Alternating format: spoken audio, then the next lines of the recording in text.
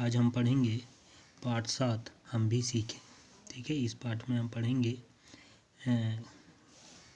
कविता है और इस कविता के कवि हैं गोपाल कृष्ण कौल।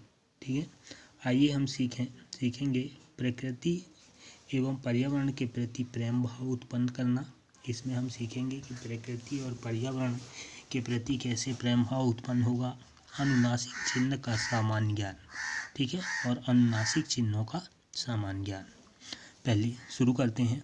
कुदरत हमको रोज सिखाती जग हित में कुछ करना सीखें, अपने लिए सभी जीते हैं औरों के हित मरना सीखें।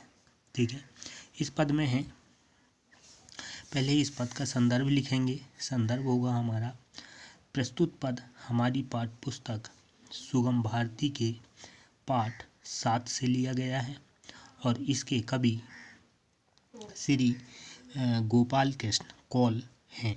ठीक है, ये हमारा संदर्भ हो जाएगा। फिर प्रसंग आएगा। इसमें प्रसंग में लिखेंगे कि प्रसंग में इसमें क्या कहता है।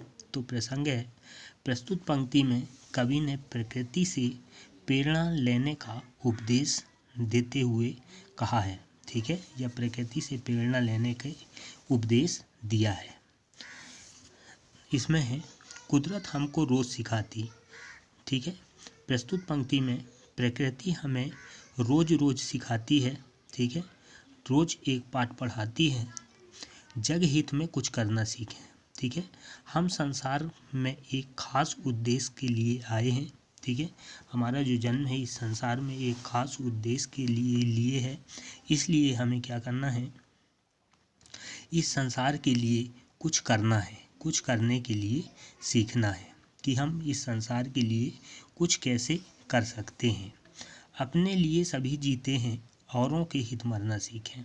ठीक है, इसमें कवि ये कह रहे हैं कि हम देखते हैं कि अपने लिए, ठीक है, इस संसार में जितने भी लोग हैं अपने लिए, अपनी भलाई के लिए सभी लोग कुछ न कुछ करते हैं।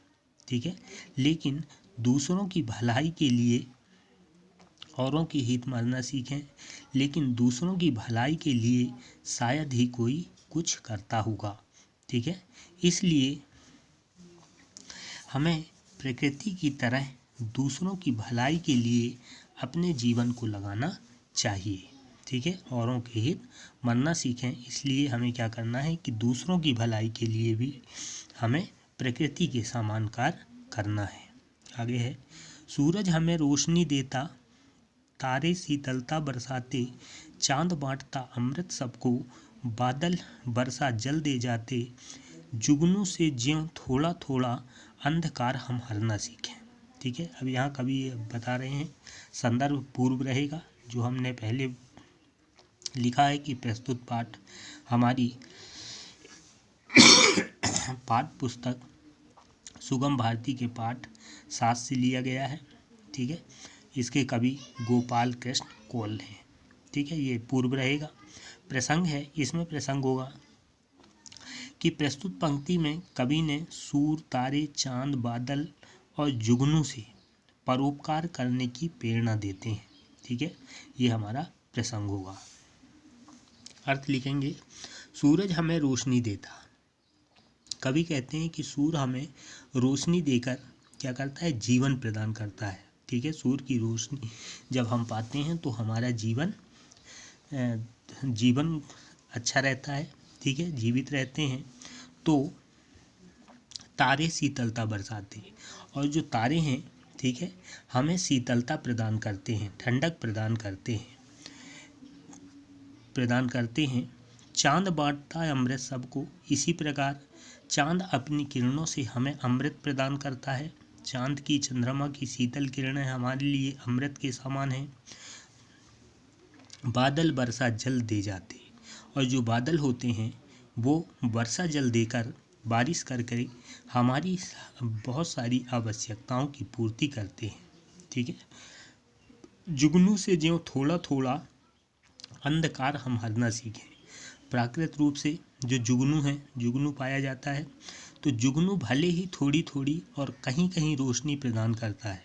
जुगनू को आपने देखा होगा, कहीं कहीं चमकते हैं, जलते हैं, थोड़ी थोड़ी रोशनी देते हैं।